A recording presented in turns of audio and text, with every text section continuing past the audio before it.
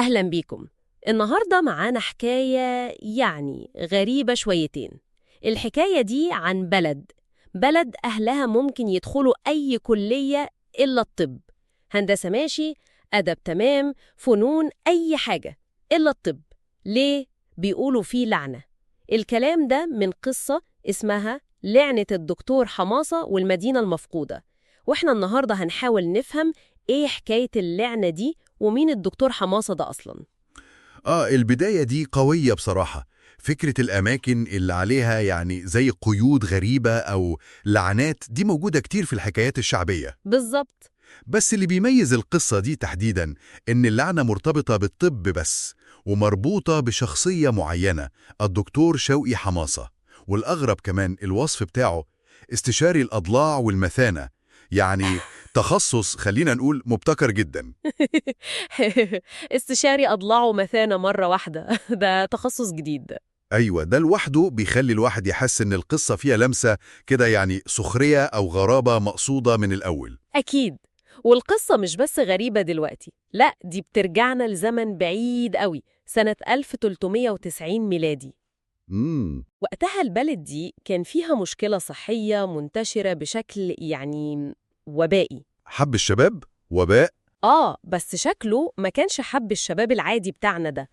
القصة بتقول إنه كان فظيع لدرجة الناس قعدت في بيوتها خايفة منه، خايفة من العدوى وكده، كأنه مرض جلدي خطير جدا. تمام. وهنا بقى ظهر الدكتور شوقي حماصة، المنقذ المنتظر. ودي برضو نقطة بتتكرر في الحكايات، أزمة كبيرة لازم يظهر لها حل أو بطل يجيب الحل ده. صح. بس طبيعة الأزمة هنا حب شباب وبائي، وكمان الحل اللي هنشوفه كمان شوية ده بيخلينا نحس إننا مش قدام قصة بطولة عادية خالص. الحلول دي غالبا بتبقى يا إما خطيرة يا إما غريبة يا إما بتجيب كوارث. بالظبط كده. والحل بتاع الدكتور حماصة ما كانش عادي أبدا، هو سماه العلاج البيولوجي الكيميائي. اسم كده تحسه علمي قوي. اسمه رنان. بس وراه بقى كانت خطة مش منطقية خالص. القصة بتقول إنه استخدم معادلة علاجية ممنوعة دولياً، والمادة الأساسية اللي استخدمها كان مركب رمزه H2S4. H2S4؟ استني بس، الصيغة دي مش مظبوطة كيميائيا. حمض الكبريتيك هو H2SO4، 4 ذرات كبريت مع 2 هيدروجين، ده لوحده غريب.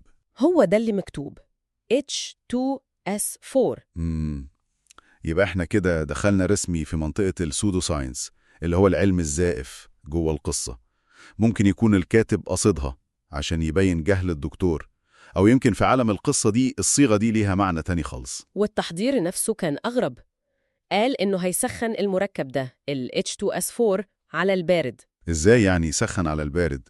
دي مش راكبة على بعضها. ومن غير عامل حفاز كمان، مع إن معادلته دي الممنوعة دولياً كانت بتقول لازم عامل حفاز. هو كده ضرب بكل المنطق العلمي عرض الحائط.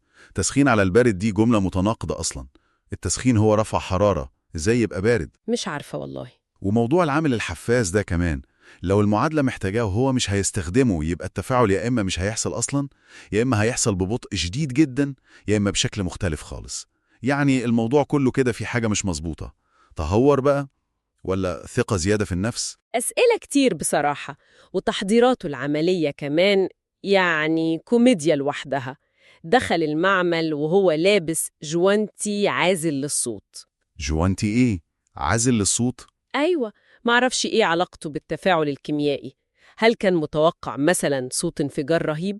ولا ده مجرد تفصيل سريالي كده وخلاص؟ ممكن يكون رمز لانعزاله عن الواقع أو عن صوت العقل، وممكن يكون مجرد نكتة وبعدين حضر كوباية المعمل وولع السخان اللي هو المفروض بيسخن على البارد ده، وفي وسط كل ده راح عمل لنفسه كوباية شاي عادي.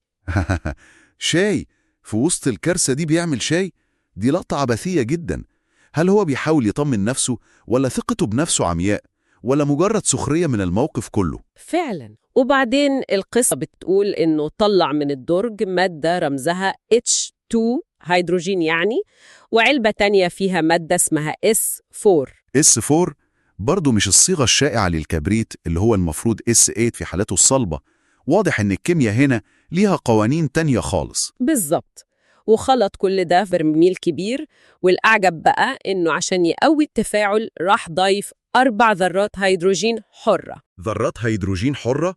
لا كده كتير صراحة. الهيدروجين في الطبيعة جزيء H2. ذرات منفردة دي بتحتاج ظروف خاصة جدا، طاقة عالية أو حرارة فلكية. إنه يضيف ذرات كده بإيده ده شبه السحر أكتر منه علم. ده بيؤكد فكرة الغطرسة، إنه بيحاول يتحكم في الطبيعة بطرق مش مفهومة، كأنه ساحر بيستخدم رموز شبه علمية. وبعد ما خلص الخلطة العجيبة دي في البرميل، مش محتاج بقى عربية نقل مخصوصة ولا احتياطات ولا أي حاجة، حط البرميل على تروسيكل. تروسيكل؟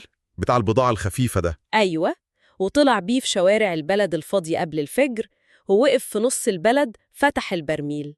وهنا بقى جت اللحظة الحاسمة، العنصر الأخير اللي هيفجر الكارثة كلها. يا ترى إيه المادة الكيميائية النادرة دي؟ لا خالص، طلعوا 3 ليمونات، عصر 3 ليمونات فريش كده فوق الخلطة اللي في البرميل. ليمون؟ بجد؟ ليمون؟ أيوة ليمون. يا نهار أبيض، دي مفارقة يعني تراجيكوميدية. كل التعقيد العلمي الزائف ده وفي الآخر المحفز هو ليمون؟ حاجة بسيطة وطبيعية جدا. أيوة. طب ده يرمز ليه؟ هل هو سخرية من العلم الزائف ده؟ إن الطبيعة البسيطة هي اللي فجرته؟ ولا عبثية الموقف كله؟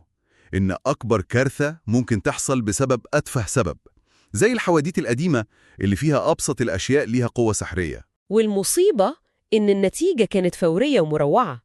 بمجرد ما الليمون نزل في البرميل، طلع دخان أسود كثيف جدا، انتشر بسرعة رهيبة وغطى البلد كلها. تماماً. يا ساتر. وفضل الدخان ده مغطي البلد 6 أيام كاملة.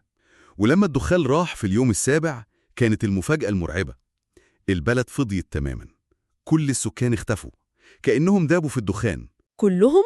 كلهم، بمن فيهم الدكتور شوقي حماصة نفسه، صاحب الاختراع، راح مع اختراعه. غريبة قوي. لكن القصة بتقول كان في ناجي واحد بس، شخص واحد فضل شاهد على اللي حصل، الحاج عطية. ناجي واحد بس؟ ده بيخلي قصته ليها وزن كبير قوي.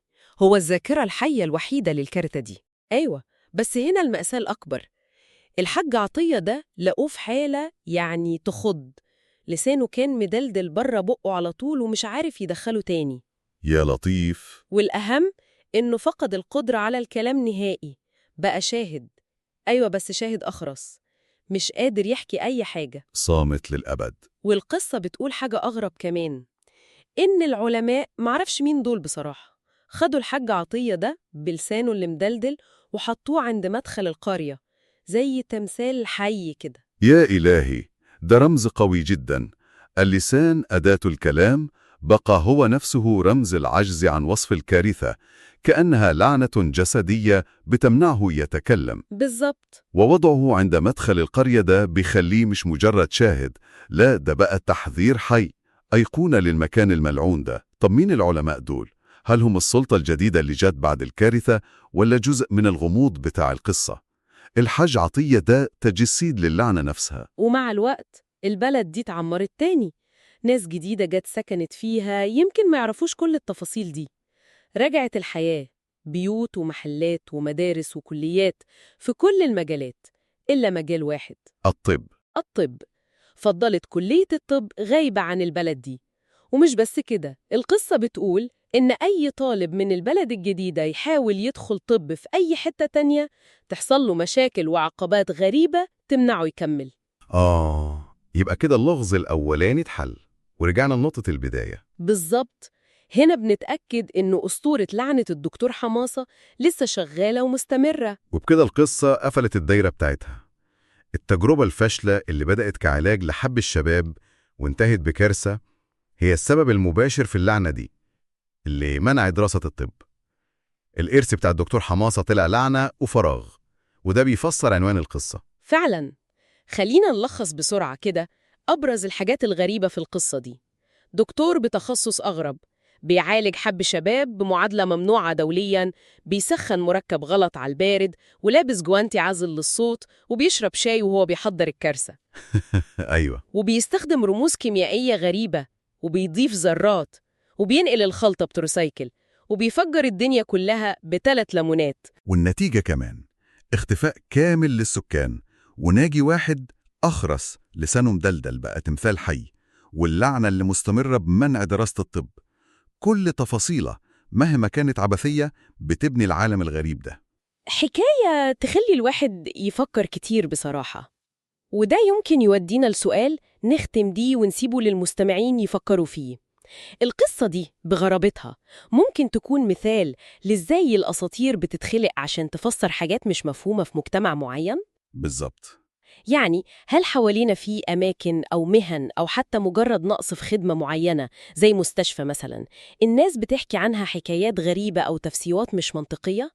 إزاي حدث تاريخي قديم أو شخصية غريبة ممكن تتحول لأسطورة بتفسر حاضرنا؟ ده سؤال مهم جدا عن دور الحكي والخرافة في حياتنا. الأساطير دي حتى اللي شكلها عبثي زي قصة الدكتور حماصة بتلبي احتياج عندنا كبشر إننا نفهم الدنيا، خصوصاً الحاجات اللي بنحسها عشوائية أو مش عادلة. امم هي طريقة بنملى بيها الفراغات، بندي معنى للغياب، أو بنقدم بيها تحذيرات في شكل قصة.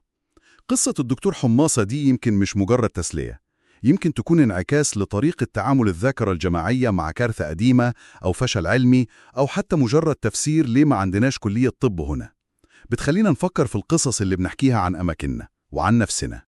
وبكده تكون خلصت حلقتنا النهاردة. قولي في الكومنتات ايه رأيك في حلقة النهاردة، ولو عجبك الفيديو ما تنساش اللايك والاشتراك عشان تشوف كل الجديد.